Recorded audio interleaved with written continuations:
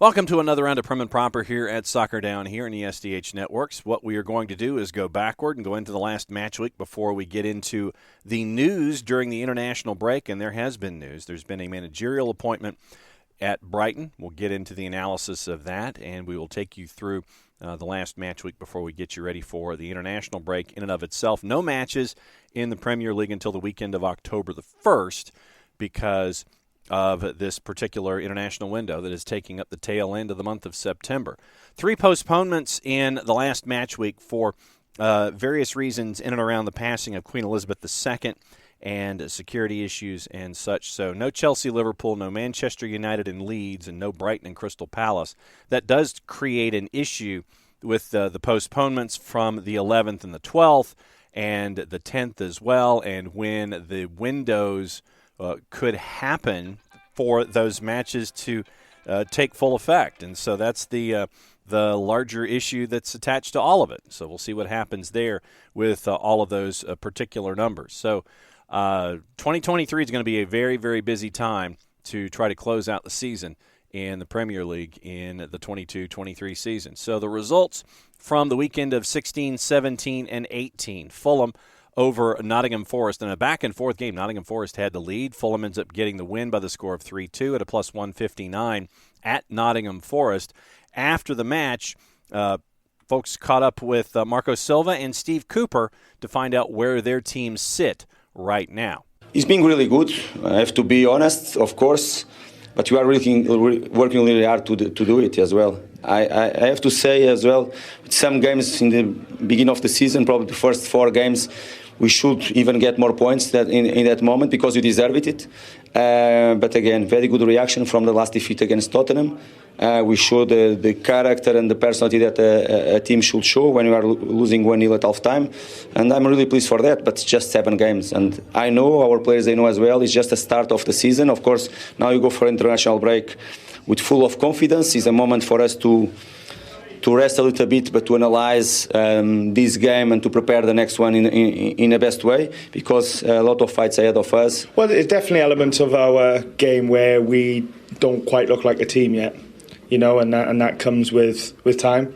It comes with experience. It comes with connections on the pitch, and obviously we don't have that at the moment because of the nature of the summer.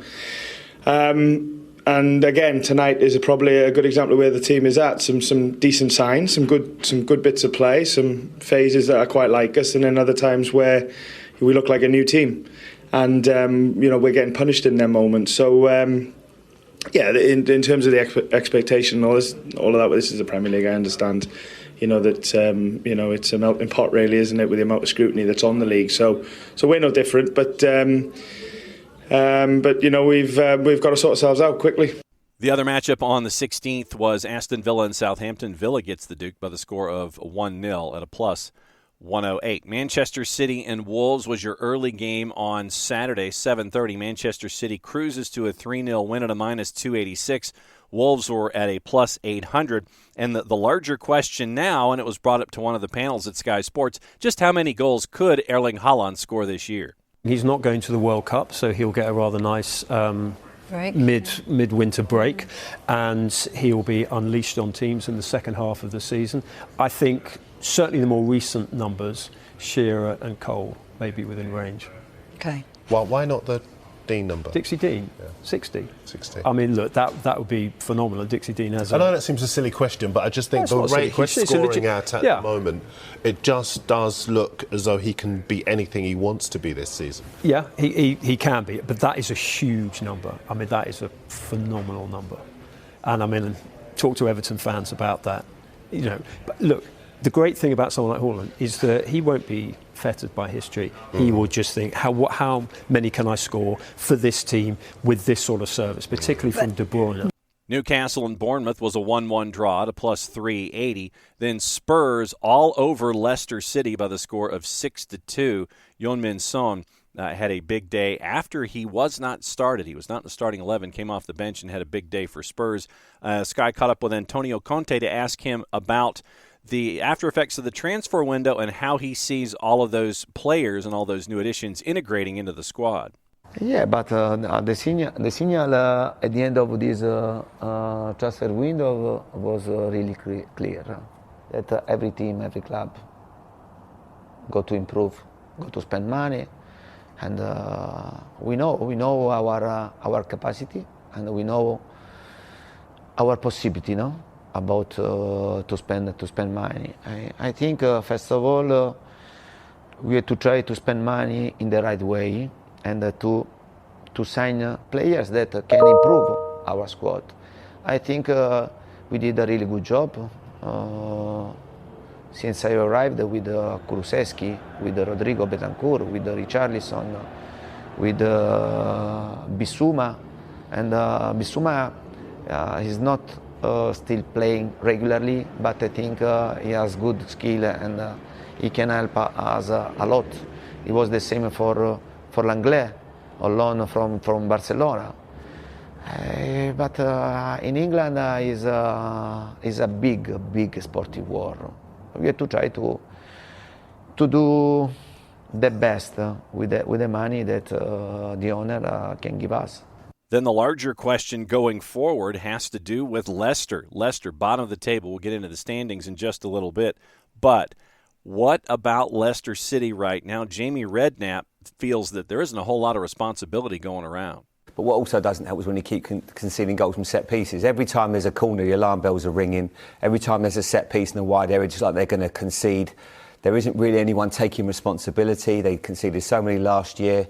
And again this year, as soon as Spurs had any kind of delivery into the box, they can't live with it. It's a major problem. And then it just becomes like something that you can't stop. Teams feed off it. You can see that even the Leicester players, nobody's really organising. I remember watching the team when Wes won when the Premier League with Leicester. Yourself, Robert Hoof, organised. Every time there's a set piece, making sure you deal with it. Letting maybe the lesser likes not having the responsibility. But now it seems like nobody's taking that responsibility. And that's why they're in the mess that they are. They can't keep conceding the goals that they do. Otherwise, it's inevitable we're going to lose football matches. But what also doesn't help is when you keep conceding goals from set pieces. Every time there's a corner, the alarm. Sunday's early match, Arsenal and Brentford. Arsenal, a 3-0 win. Very cool moment, having one of the youngest appearances in the history of the Premier League. And Mikel Arteta thought it was the moment to do it. And we'll get into that in just a little bit. But when you look at Arsenal and what they were able to do, his gut feeling on Ethan Nwaneri, the youngest player is the 15-year-old, came off the bench in a 3-0 win. He actually doubted himself with their rough start. I doubted myself, I questioned myself, and this is part of a journey where if you want to get better, you have to be self-critical and you have to have other people around you to tell you the truth, and you always have to have, I think, the humbleness to always be willing to get better and improve and explore other opinions and explore other ways to do your job. Everton over West Ham was the other match on your Sunday at 9:15. So Everton got the win 1-0 at a plus 192. So that sets up the standings as we currently know them. And you look at top of the table after 7 matches, and remember, some have played 7, some have played 6. Arsenal, after 7 matches at 6-0-1, they are at 18 points. Manchester City a point behind through 7. 2 draws in their 7. Spurs are also at 17 points, but the goal difference of Manchester City is a plus 17 to a plus 11. Brighton is 4th in the table right now, 6 matches played, and they have 13 points. The appointment of De now as their new manager has caused folks some to raise eyebrows, unnecessarily so if you ask me.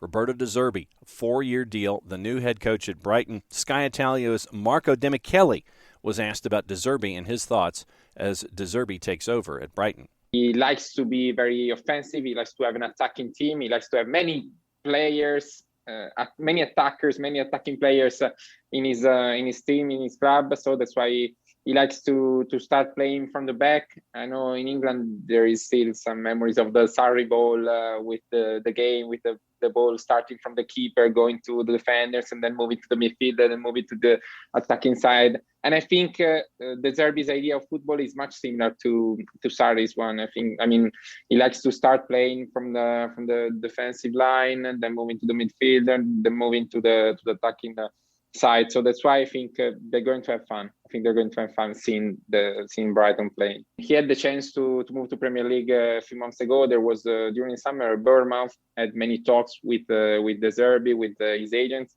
but then he decided not to go there, not to go to Bournemouth, because he didn't feel at Bournemouth he would have the freedom, the chance to do what he wants.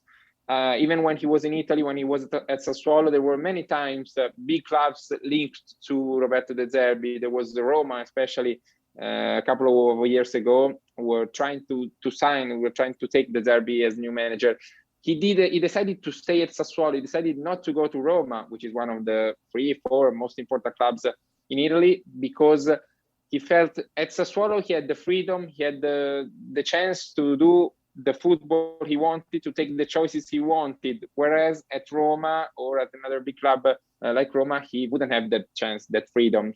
Manchester United 5th right now at 12 points. They've won 4 in a row after their rough start. Fulham 11 points. They are in 6th. Chelsea 7th in the table right now at 10 points. They have gone win-loss, win-loss.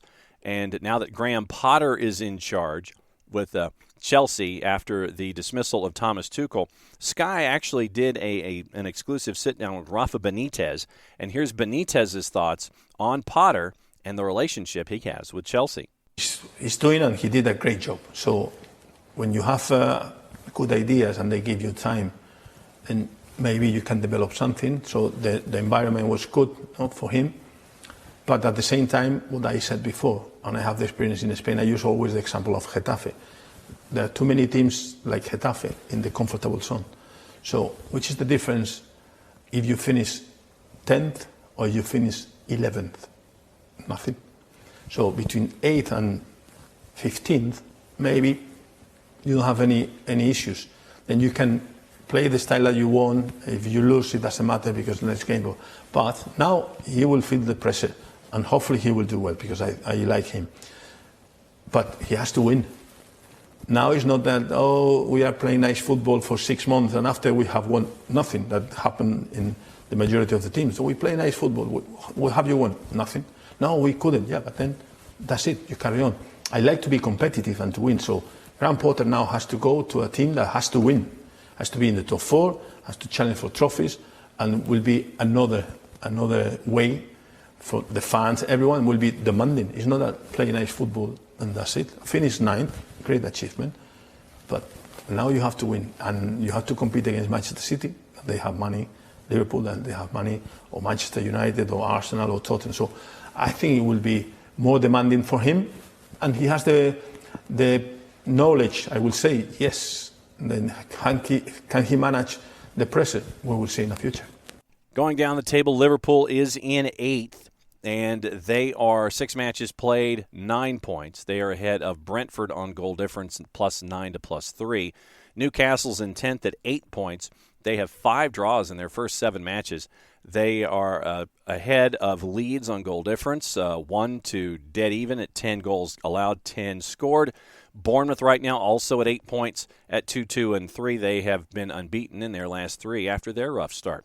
Everton at 7 points. They're unbeaten in their last 5, though 4 of those have been draws. Southampton has lost 3 of 4. They're at 7 points. Villa, with their win, now is at 2-1-4. They're at 7 points. Less goals scored than Southampton, 7-6. Goal difference the same at -4. Crystal Palace at 6 points. They have drawn their last 2. Wolves at 6 points. They had a 3-game unbeaten string snapped. Then your relegation zone right now, West Ham at 4 points. They've lost 2 in a row.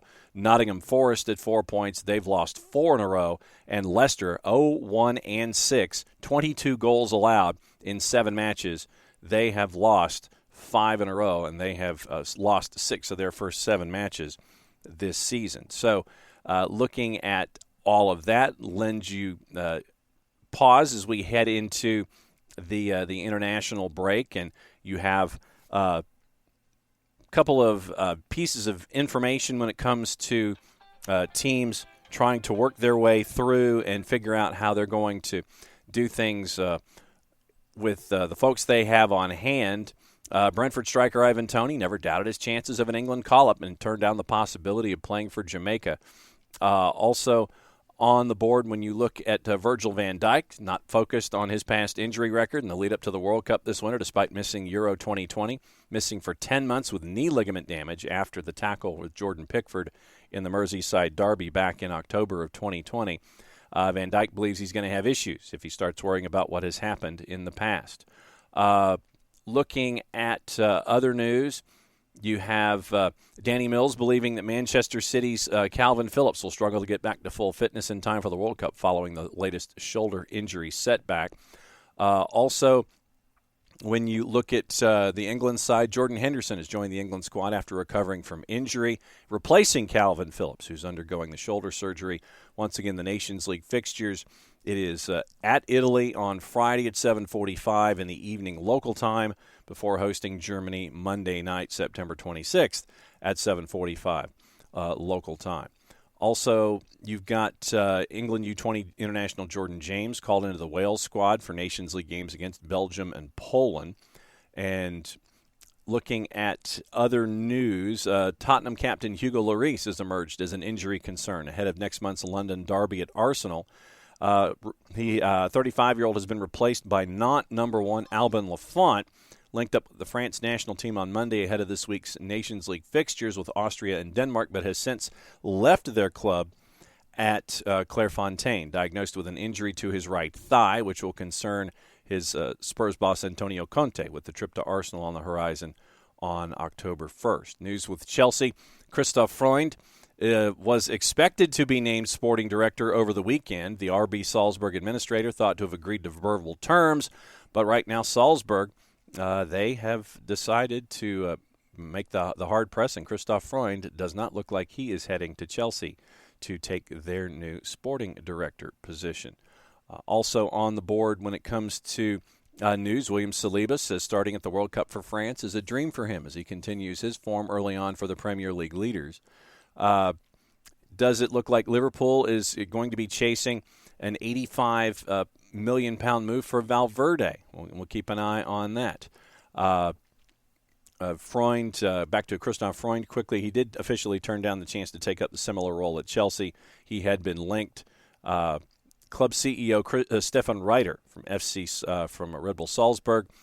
Christoph Freund has been doing excellent work for us for many years and only recently extended his contract until 2026. I can hereby confirm he will remain sporting director for FC Red Bull Salzburg. So that was quoted in a statement from the club, and we continue to see who Chelsea wants to chase after for sporting director from here. De Zerbi, in his first press conference as a new boss at Brighton, had glowing responses for his predecessor, Graham Potter. Quoting De Zerbi, for me, it's very easy to start work at Brighton because I know the work done by Potter before me. The players have the right skills and characteristics, especially mentally, to play my style of football and to play brave as I want. It's clear that now I take a team that is fourth in the table, and that has given me more motivation. So if you have not read the large bio piece that was done at The Athletic, that would be your requested reading for the day as to who De Zerbi is, who Roberto De Zerbi is as a manager. And so definitely very cool stuff there from The Athletic to kind of let everybody know who Roberto De Zerbi is, the new coach, the new manager at Brighton. So we'll keep an eye on that one as well. Nottingham Forest made their 23rd signing since the end of last season, with goalkeeper Adnan Kanjuric joining as a free agent.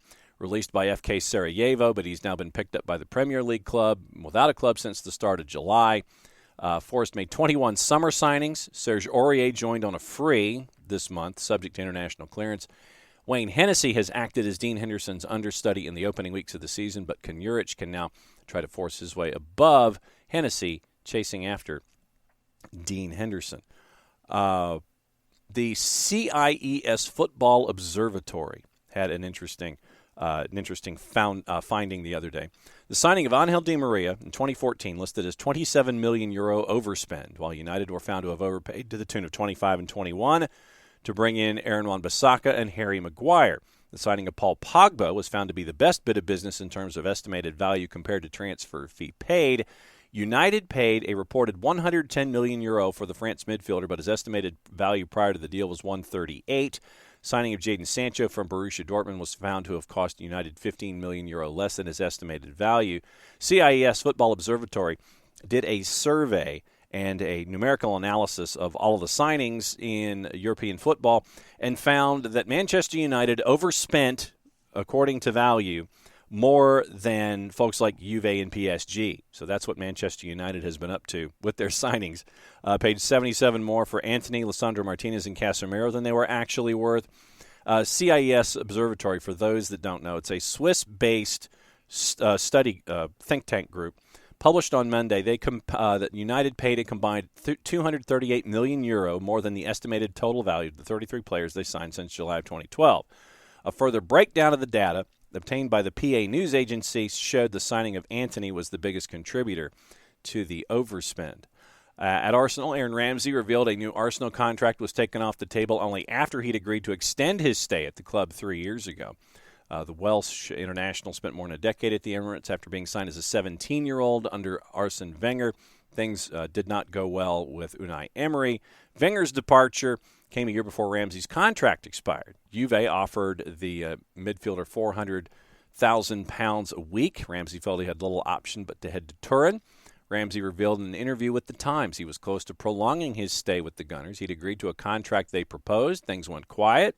Telling his agent, let's do it. Suddenly the contract was no longer there. And so he ended up heading to Juve instead. New Chelsea head coach Graham Potter reportedly lining up a sensational move for Harry Kane next summer, according to reports out of Calcio Mercato Web. Raheem Sterling, Pierre-Emerick Aubameyang joined Chelsea for Manchester City and Barcelona. And so Calcio Mercato Web claimed that Chelsea really likes Tottenham and England striker Harry Kane. Potter is willing to offer Romelu Lukaku with the Belgian on loan at Inter, according to this report, in part exchange to secure the England captain's services. So we'll see if that happens. I'm not looking for it. Yuri Tielemans admitted life is tough at Leicester right now, with the club at the bottom of the table. But he says he's happy to get a bit of fresh air with Belgium because it's tough there right now. The consecutive defeats have affected us as a group. We need to benefit from the break to recharge our batteries. Hard to get it off my mind as it keeps running through my head. Only my kids sometimes prevent me from thinking about it. End quote.